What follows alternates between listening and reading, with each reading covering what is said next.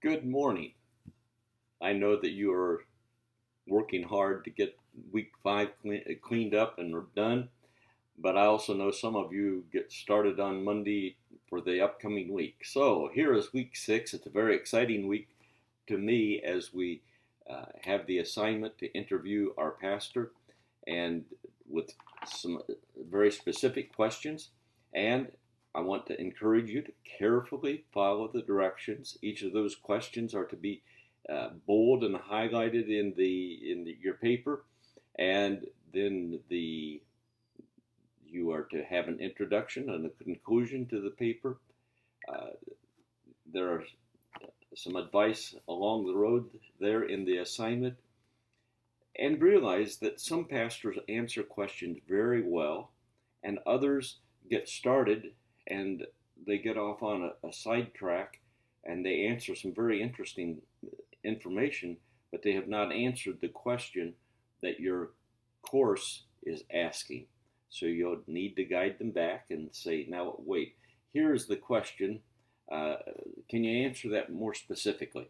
So it takes a little skill, but you can do it.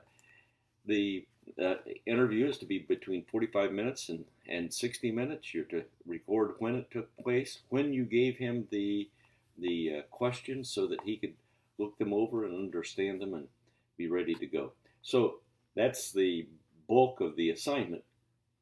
We have two chapters in Crouch to read, chapters 14 and 15, plus three chapters in Branson and Martinez, 2, 4, and 5.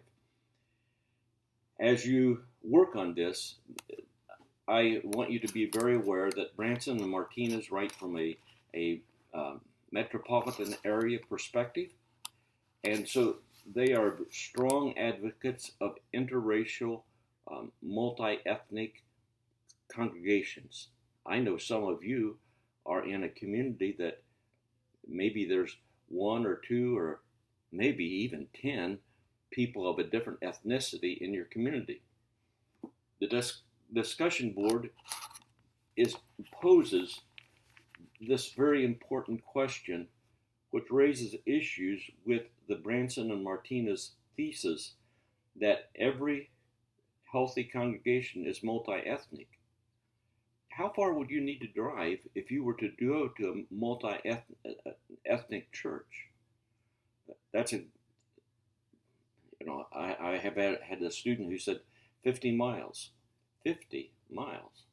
Now, the discussion board question is this: what would you, your family, and friends gain if you gathered at least 15 people to become active members of an evangelical congregation in your area with a predominantly different ethnicity from yours? Now, in our class, we have James, who's a Korean. We have Daniel, who is a Hispanic.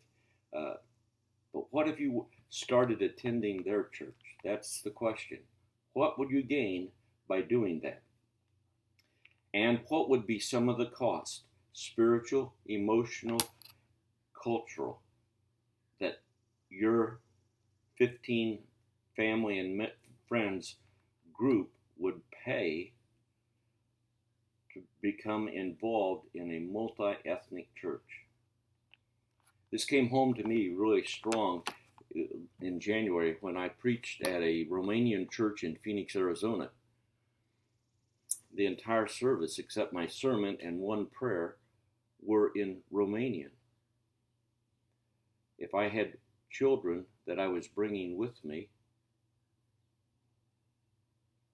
that seems like it would be a very expensive price to pay to become multi-ethnic. Think it through carefully. It's easy to say, oh yeah, that would be wonderful.